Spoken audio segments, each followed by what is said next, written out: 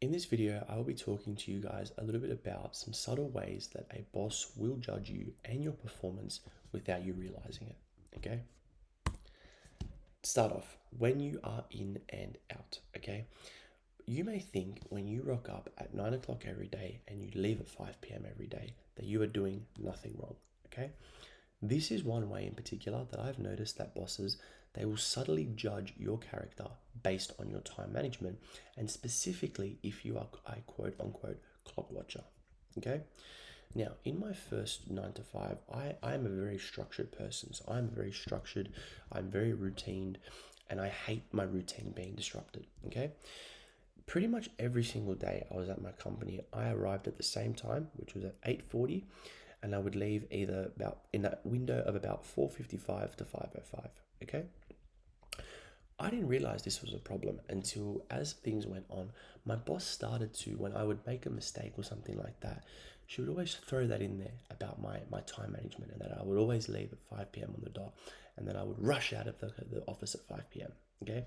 Now, I didn't think there was anything bad with this. Okay. I was somebody that just kind of thought, well, I get paid till 5 o'clock. If I don't have any work to do that's immediate, I can just leave. That was always my mindset. Now, a lot of people will be watching this and thinking, yeah, nothing wrong with that.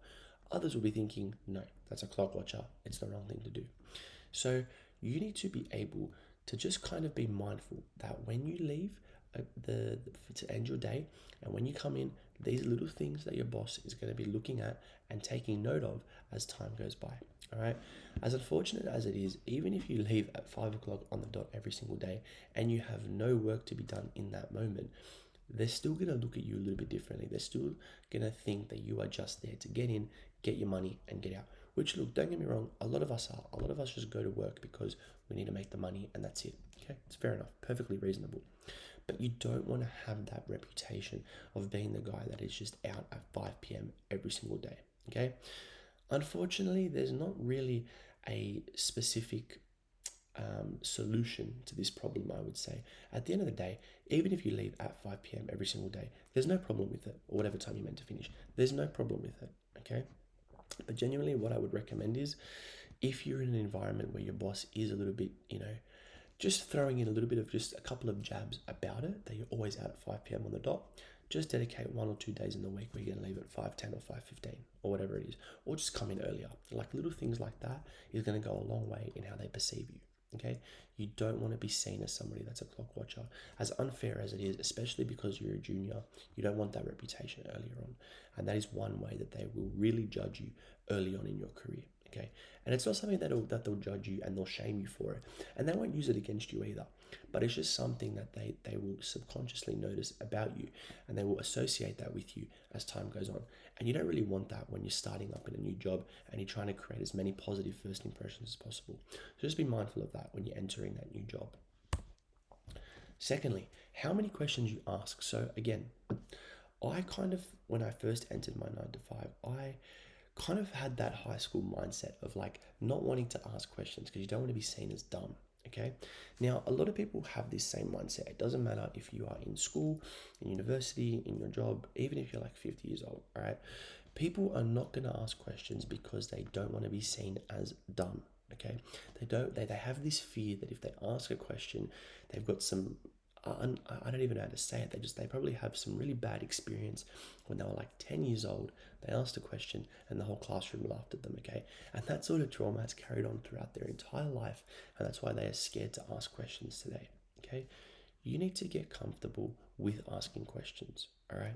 The main reason being is if you don't ask something and then you do it wrong, it's your fault, okay? I was like this a lot. I wasn't making a lot of mistakes, but there would be times where my boss would be like, "Did you get that?" And I would be like, "Yep, got it." And then 1 or 2 hours later, there would be something in that process that I wasn't 100% across. And then I would go back and ask about it. And then it would just kind of turn into not a problem, but there would just be a little bit of friction because it would be like, look, I asked you if you got it. You told me that. Why haven't you done that? Okay. Little things like that, it can just again, it doesn't add problems, but it just gets them thinking. It's like, okay, I now know if I tell this guy to do something and he tells me he's got it, there is a 50% chance he hasn't actually got it. okay? And you don't want to develop that reputation either, okay? Because that is another way that they will judge you. Again, they're not going to fire you on it. They're not going to give you an official warning on it. It's not going to even cost you a promotion. It's literally just going to be something about your character that they're going to take note of as time goes by, okay? So don't be scared to ask questions, all right? Don't be scared to learn. Even if they answer the question, I would literally tell my boss, I'm like, can you please dumb this down? Can you please explain this like you're talking to a 10-year-old? Like, whatever it is, okay? I got to a point where I would just ask the question a million ways until I understood it, because at the end of the day, there's no point in me saying I get something and then, even worse, I do it wrong, and then I just mess everything up for no reason. When if I just had I took that humble pie, I asked that question a little bit earlier, I would have got the answer and I would have done the process better. Okay, so don't be afraid to ask questions. Don't think that showing that asking a question shows weakness or shows vulnerability. Okay, just ask the question. That is something else they will judge you on.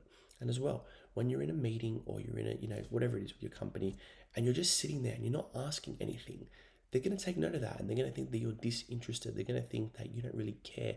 You don't really give a crap about where you are and what you're doing. All right. You don't want to have that reputation either, especially when you're starting up and you're trying to give yourself the best first impressions possible for people around you. Okay. So think about the amount of questions that you're asking. This ties into my last point though. How many times they tell you twice. Okay. So these tie together. How many questions you ask and how many times they tell you twice. This is something that you need to make sure you are sharpening as quick as possible when you're entering a new job, and just when you're in your corporate job to begin with, okay? You don't want to be told to do something twice, okay? You want to be known as the guy that when they tell you to do something, you get it done and you get it done properly, okay? Doesn't matter so much about when it gets done. Like, obviously, if they tell you to do it by Friday and it's Tuesday, don't do it the following Monday. But if they're telling you if they give you a task to do, okay, it is important that you get it done once and you get it done properly, okay? You don't want to be told off for doing something wrong or for being followed up with and being, how come you haven't done this at all? All right, you need to be seen as reliable, consistent, and predictable, okay? You want them to put trust in you, all right?